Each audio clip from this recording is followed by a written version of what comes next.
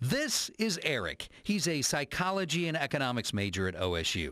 He's not crazy, not violent, and certainly not a mass murderer.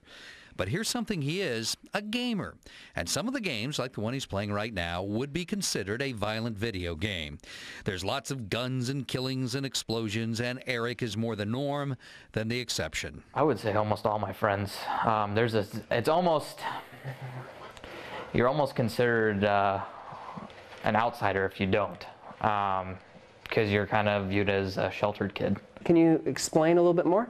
And this is Brad Bushman. He's a professor at OSU who teaches a course in violence in media and recently, along with other professors, conducted a study of college-age adults who play violent video games. Violent video games make people more and more and more aggressive over time. They have a cumulative effect. In his study, Bushman had students play violent video games over 3 days, then had them compete against each other. And the winner gets to blast the loser with loud noise through headphones.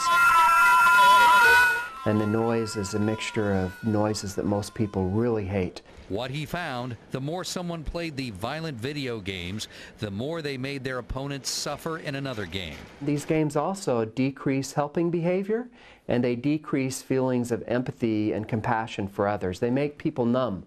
Studies of violent video game effects are nothing new. There have been hundreds of them over the years, and the results and findings are as varied as the games themselves.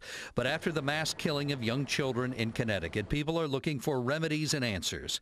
For example, in a nearby town in New York, there is a violent video game buyback program to get them out of homes and out of the hands of young people. The use of violent video games does cause an increase in aggression. There have been published reports that the killer played violent video games, but no evidence that it had anything to do with the shootings. Where are we going, is my question. Donna McClure is a psychologist and PhD that has worked with both inmates in Ohio prisons and also with children. Her research suggests that violent video games actually change the physical makeup of the brain, and the fact that everyone is doing it doesn't make it harmless. We reached out to 3 lobbying groups for video game manufacturers. Today, we heard from Daniel Greenberg. He's with the International Game Developers Association. He says games are a form of protected speech like books, music, and movies. Game developers have a right to explore themes and ideas just like creators in other media. We take this right seriously, and we understand that rights come with responsibilities.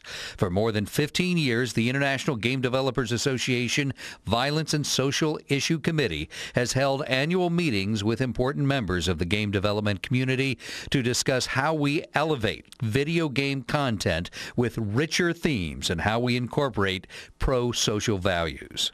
Parents can and should monitor their children's media diet. That is supposed to be happening now with rating systems that go from E for everyone up to M for mature and even A for adults only if there is graphic sex, prolonged violence, or gambling scenes with real money. But they're only suggestions, and a 2011 attempt to make the selling of video games to someone under the age they're intended a crime was struck down by the U.S. Supreme Court. The thing we're concerned about is so much of a diet of the brutality that are in some of these videos. That's not good for the young people. It is also obvious that these videos are wildly popular.